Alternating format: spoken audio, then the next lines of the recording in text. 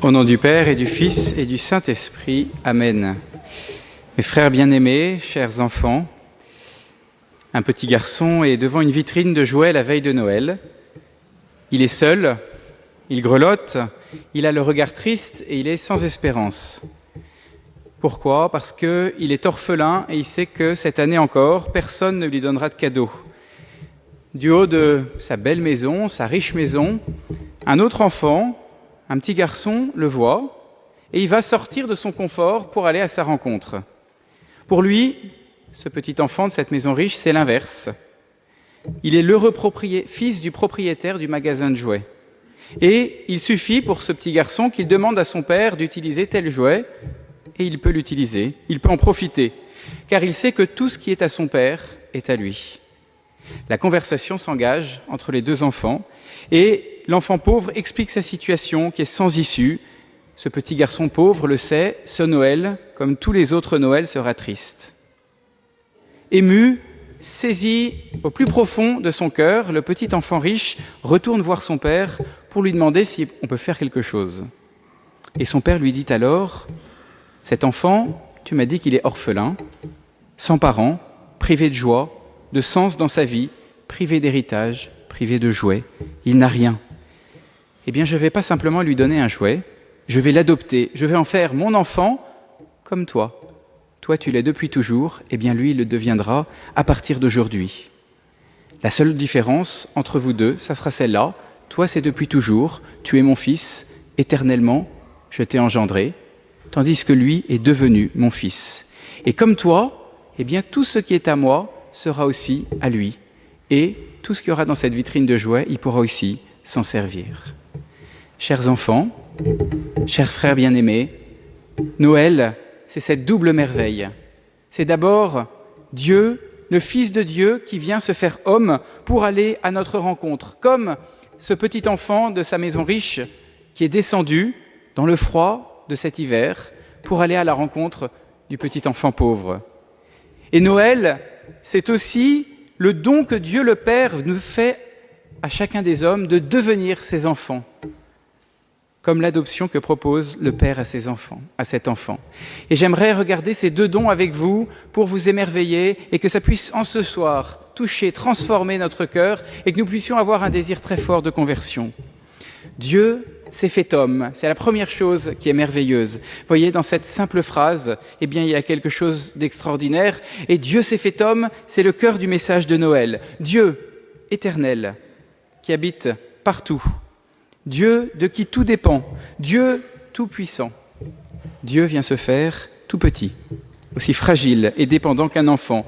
Il aurait pu, voyez, se faire homme en se faisant adulte. Il aurait pu passer cet âge de 0 à 15 ans ou de 0 à 20 ans et arriver sur terre, se faire homme à l'âge adulte. Il aurait pu, mais il a voulu commencer par la fragilité d'un enfant. Comment ne pas croire, chers frères, comment ne pas croire qu'une religion dont le centre, dont le cœur est un mystère aussi éblouissant, Dieu infini, qui se fait tout petit et fini, que cette religion ne soit pas vraie? Comment penser que l'homme ait pu inventer une telle vérité? C'est impossible. Nous avons là une des preuves les plus fortes de notre foi chrétienne. C'est au-delà des conceptions humaines. Cela ne peut venir que de Dieu. Ce soir, pendant cette douce nuit, où la lumière, d'un coup, au moment du Gloria, a envahi cette église aussi fortement qu'elle peut envahir votre cœur, ce soir, sachons nous émerveiller de cette vérité. Dieu s'est fait homme pour nous rejoindre, pour me rejoindre, pour te rejoindre, qui est venu, toi, dans cette église, en ce soir, qui a quitté ta maison pour venir prier le Seigneur ici. Alors que le monde se désenchante, ne croit plus en rien, et que son désenchantement tourne en tristesse, en mort, en suicide, sachons nous laisser toucher ce soir par cette merveilleuse nouvelle que nous donnent les anges. Aujourd'hui, nous est né un sauveur. Aujourd'hui, nous pouvons être sauvés au plus profond de notre vie. Ne nous laissons pas enlever notre joie, notre capacité d'émerveillement. Malgré les difficultés, voire les crises qui touchent le monde, l'environnement, notre pays, peut-être notre famille ou notre âme, notre cœur, en ce temps de Noël, eh bien pourtant, malgré tout ça, Noël restera toujours jusqu'à la fin des temps, un grand moment de joie. Pourquoi ?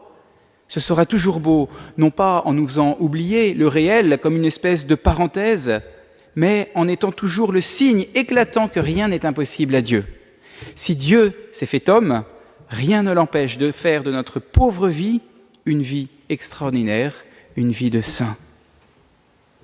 Et voilà la deuxième merveille de la fête de Noël. Dieu s'est fait homme, mais pourquoi s'est-il fait homme ? Eh bien, pour faire de nous des fils par adoption, pour nous adopter, pour transformer notre vie.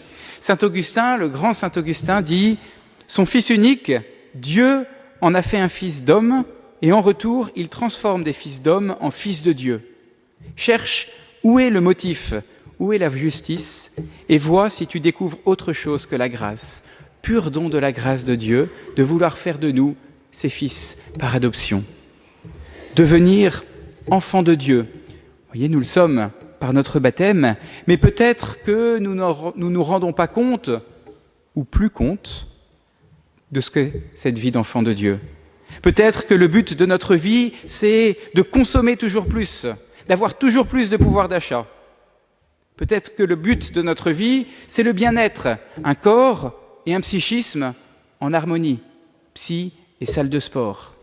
Peut-être que le but de notre vie, c'est d'avoir des joies simples et belles dans la vie de famille avec une bonne santé. Tout cela n'est pas mauvais, mais Dieu nous donne tellement plus en ce soir en voulant nous adopter. Il veut nous faire participer à son propre bonheur. Il veut vivre en nous et nous en lui.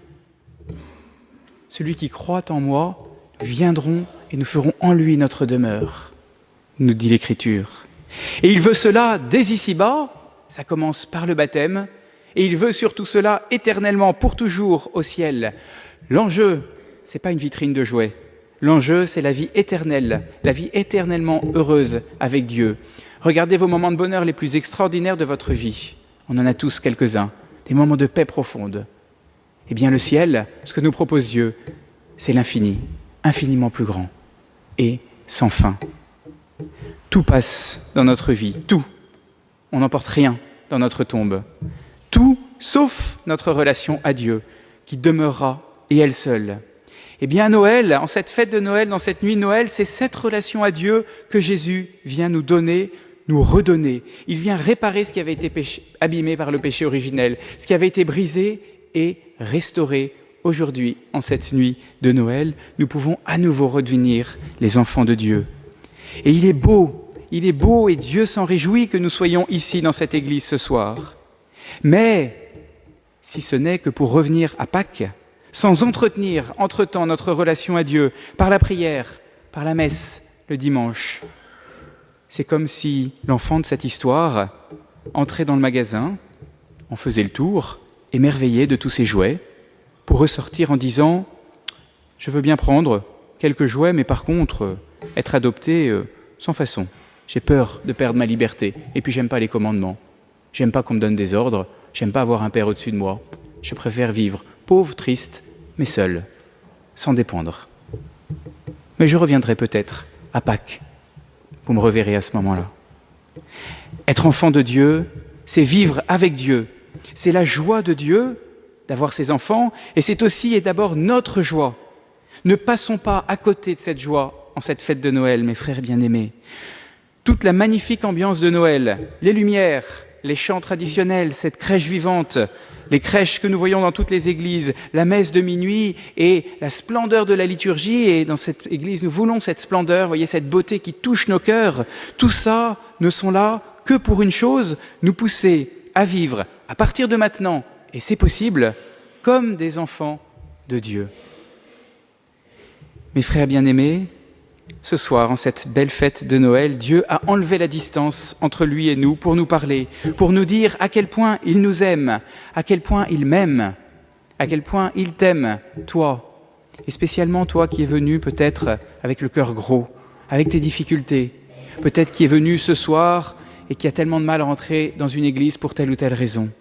Il t'aime, et il te le dit en étant petit enfant. Et il vient aussi nous dire à quel point nous aussi, nous pouvons l'aimer. À quel point, toi qui es venu dans cette église, tu peux l'aimer. Et aimer Dieu, c'est pas compliqué, c'est extrêmement simple. Crois dans ton cœur, au plus profond de ton cœur, crois à ce que te dit l'Évangile et la Bible. Prie chez toi chaque jour et viens à la messe, grand moment de rassemblement de tous les chrétiens, chaque dimanche. Voilà comment tu peux aimer Dieu. C'est simple, c'est simple. Que la fête de Noël nous convertisse en profondeur cette année. Et je donne l'assurance que chacun expérimentera une paix, une joie, un bonheur que le monde ne pourra jamais donner, le bonheur des enfants de Dieu. Amen. Au nom du Père et du Fils et du Saint-Esprit. Amen.